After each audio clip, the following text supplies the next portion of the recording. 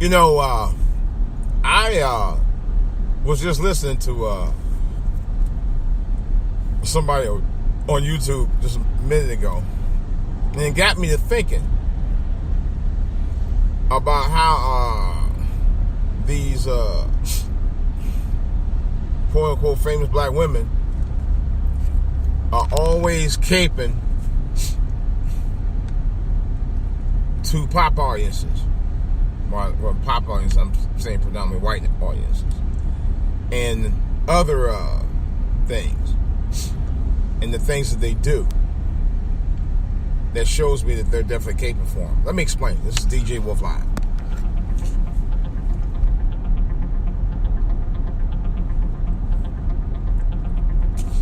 All right, guys. What I wanted to talk about was things regarding people like Serena Williams, Cardi B, and Nicki Minaj, among others. All right.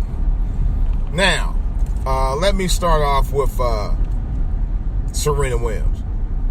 Now, Serena and her sister Venus have been known for years to date, and Janet Jackson too, by the way, have been known to date predominantly lighter skinned guys.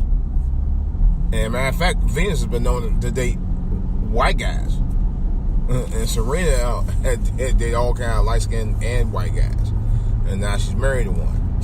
All right. In the case of Venus Williams, I didn't really go to a full spectrum about it, but it looks like that she got her Negro wake up moment at the tennis match. I don't really want to go into details. I saw some of the tennis match, and I'm still confused about what happened. But there's a couple of things that did bother me about that. The predominantly white stream media, I call it, wants to manipulate your thought process. And one of the things that they definitely did was two things. They wanted to portray Serena Williams as an angry black woman. Okay. I mean, yeah, she was pissed, but of course they want to portray her in the stereotype like they do when all of a sudden people who they like to see when all of a sudden gets mad about something against a girl who they said was Japanese, where the dominant race in her family and in her bloodstream was black. She has a black father, okay? And someone in the media on I don't know what media site or media company it was, portrayed her as being a white blonde chick, but her mother was Asian, you know. But they, you know, and the media keeps saying, well, she got beat by this Japanese girl. This Japanese girl. The girl is black, Haitian, and Japanese. Okay, she's biracial. Okay, and the girl's a black. She's a black girl, really. You know, but they want to say, oh, she was beat by another race. No, she was beat by the black girl, and y'all didn't want to give the other black girl credit. The media wants to play these fucking games, you know. But if you think about it, why did not her husband, Alexis O'Hannon, whatever the fuck his name is, I think it's Alexis O'Hannon, he didn't even speak out on her behalf at all. He didn't say a word. He publicly didn't say anything. He never actually commented, at least nothing I've seen in the media where he commented on people attacking her. I find that very interesting.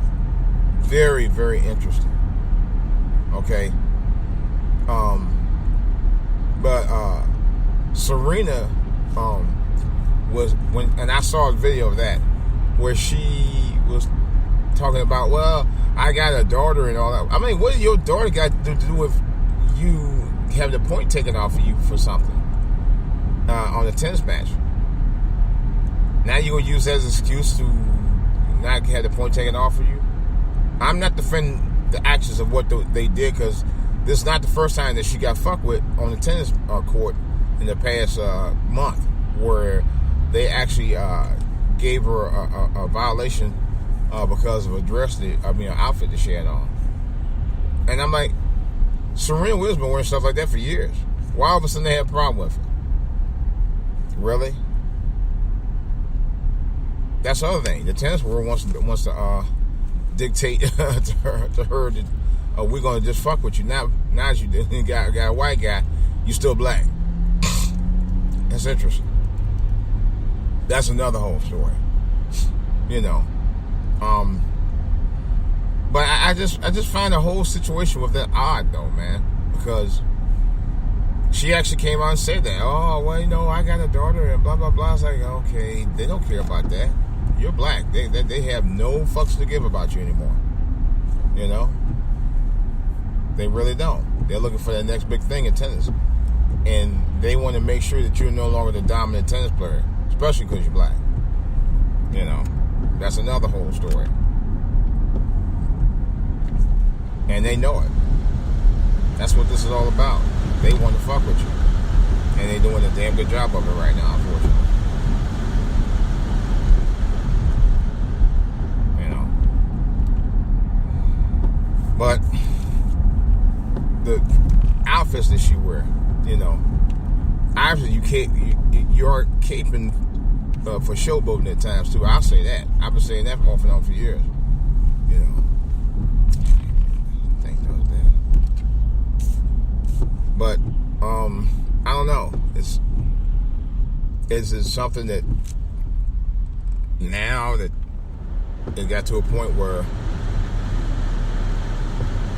Serena is losing her edge, or is the fact that they are trying to make her lose her edge? I'm thinking it's the latter part. They're trying to make her lose her edge, which is why they're fucking with her, to be honest. Nicki Minaj, she another one. I'll be honest with you, she's a gorgeous woman. She's a gorgeous ass woman. She fine as hell.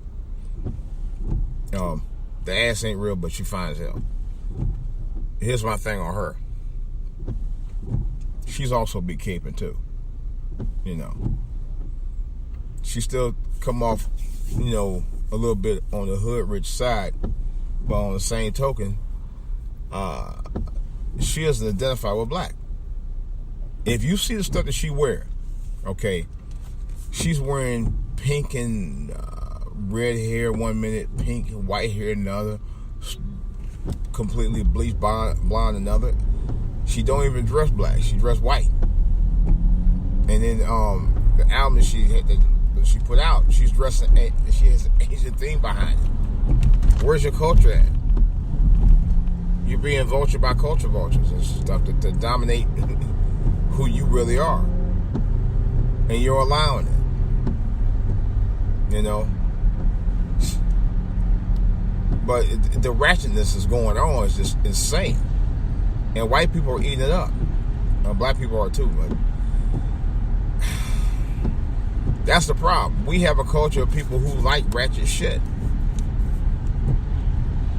And don't mind the stuff being ratchet. That's the bad part about it. They don't mind ratchetness. You know? That's what I don't get. How the hell you gonna go for ratchet stuff? And then you wonder why people look at you like, oh, people think we're savages and this and that and the other. But, well, yeah, because y'all down for that bullshit. That's why. World Star Hip Hop wouldn't even exist if it wasn't for that bullshit. For real. When y'all liking, if it wasn't for us liking that kind of stuff. You got kids today all over the country, and maybe all over the world, all over the country, filming kids fighting in high schools or getting beat up by bullies and stuff like that. They get a thrill out of that. I witnessed one where kids were fighting up in my yard. I had to call police on their ass. Okay? Filming the videos. Yeah. And they filming not only in high school, they filming outside school too. But they filming in high schools as well with these phones. And I'm gonna tell you right up front, that's where not only parents gotta come in the forefront with that mess, but schools too, because schools know that kids walk around with cell phones all day. All right, this in lies the problem. there's no regulation when it comes to kids' behaviors anymore. That's why they do all this crazy shit. You know? What they should do, for real, it should be a way where you can actually restrict the phones to a certain point where during class, it's no phone zone. Okay? Seriously. And if you get caught with the phone, hey, you get a penalty for it, because that's ridiculous. And that's part of the problem. All this ratchetness is going on, and education, schools actually should be a place of learning. But they're into all this ratchet shit that's out here online and stuff. You know, parents have to do a better job of staying on their kids when it comes to the education. And I know some people think education don't mean it. Education means a lot. Education is the reason you're able to do things as an adult, okay? Regardless of what it is. You know, you need education for something, okay?